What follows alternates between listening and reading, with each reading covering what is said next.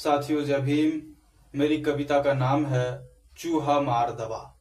इस कविता में अलग अलग किरदार आएंगे, उन किरदार के नाम आएंगे।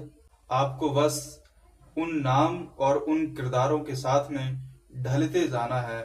सुरेश की घरवाली सुरेश से बोली, सुरेश की घरवाली सुरेश से बोली, अपनी इच्छाओं की पिटारी खोली। ए जी, बड़ी विपत्ति में चल रहे हैं, बच्चे मुश्किल से पल रहे हैं। मनु में हड्डी बची है, सूखा जा रहा है, विद्यालय भी रोज भूखा जा रहा है। मुनिया भी बहुत कमजोर पड़ गई है, पहले से ज्यादा तंगी घर में बढ़ गई है। चलो बैंक से ऋण लेके एक भैंस लेंगे, कर्ज को धीरे धीरे किस्तों में दे देंगे। सुरेश के बात समझ आ गई, हृदय के गहराई तक भा गई। पगडंडी से गुजरते हुए शहर गए, पगडंडी से गुजरते हुए शहर गए। बैंक में प्रबंधक के सामने ठहर गए, प्रबंधक से लंबा संवाद कर, ऋण के सारे नियम को जानकर सुरेश का हृदय थम सा गया। मानो पूरा वातावरण हो गम सा गया, मानो कोई पहाड़ टूट गया हो, कांच का गुलदस्ता फूट गया हो। क्योंकि प्रबंधक सुरेश से बोले थे, 50 में 10,000 का मुंह खोले थे। जिस व्यक्ति ने प्रबंधक से मिलाया था, उसका भी 5,000 बकाया था। जमी पर अखियों से आंसू गिरने लगे, जमी पर अखियों से आंसू गिरने लगे। दिन में ही तारे दिखने लगे, कोई अन्य विकल्प ना था गुजारे का। मनु और मुनिया दोनों के सहारे का, सोपन सजोए दोनों पढ़ जाएंगे फिर, जीवन में इतिहास गढ़ जाएंगे फिर। राह में आते आते सुरेश ठान लिए थे, 35,000 लेने को ही मान लिए थे।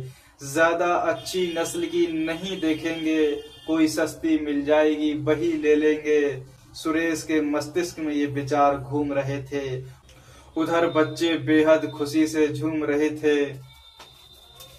पापा भैंस लाएंगे तो दूध पिएंगे फिर, पापा भैंस लाएंगे तो दूध पिएंगे फिर, साथ में दही मट्ठा के मस्त जिएंगे फिर। उधर सुनीता भी सहमति दे रही, ऋण लेने के विचार को गति दे रही। बैंक में ऋण कराने को बोल आए, प्रबंधक और बिचौलिया का दे मोल आए। ले आए भैंस उसी दिन सस्ती वाली, पूरे घर की भावनाएं थी मस्ती वाली। सुनीता का चेहरा खिलखिला रहा था, वो क्षण घर में गुल खिला रहा था। इधर वसुंधरी अपने गर्भावस्था के अंत में थी, इधर वसुंधरी अपने गर्भावस्था के अंत में थी। चारों ओर खुशियां खूब बसंत में थी। अगली सुबह 4 बजे छप्पर के नीचे, अगली सुबह 4 बजे छप्पर के नीचे वसुंधरी दे रही थी जन्म टटिया के पीछे। आंगन में नया सदस्य राजू आ गया, मुनिया और मनु के हृदय को भा गया। प्रतिदिन दूध मट्ठा तीनों पीते हैं, मस्त मगन होकर जिंदगी को जीते हैं। बकाया दूध सुरेश शहर बेच आते हैं, पढ़ाई एवं गृहस्थी का खर्चा चलाते हैं।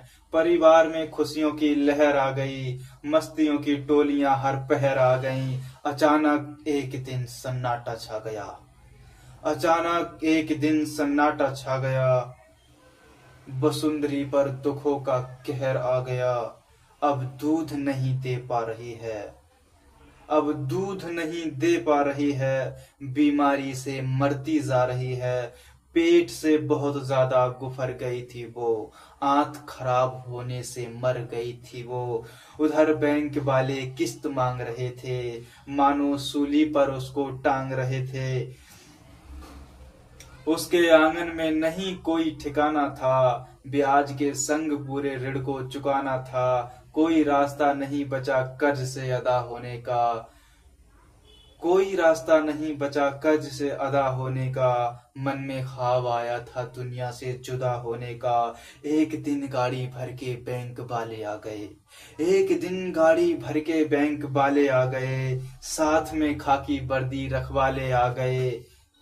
घर को नीलाम वसूली में कर गए। घर को नीलाम वसूली में कर गए। सुरेश को जलील फिजूली में कर गए। सुनीता पुलिया पे बैठी रो रही। सुनीता पुलिया पे बैठी रो रही। जो देखे थे सपने सब खो रही। उधर मुनिया भूखी थी रोटी को कह रही। उधर मुनिया भूखी थी रोटी को कह रही। असहाय सुनीता धार आंसुओं की बह रही। कहीं से चूहा मार दवा लाई और मौत की नींद सुला दी। सुनीता खुद भी खाई और रोते रोते सबको खिला दी। और रोते रोते सबको खिला दी।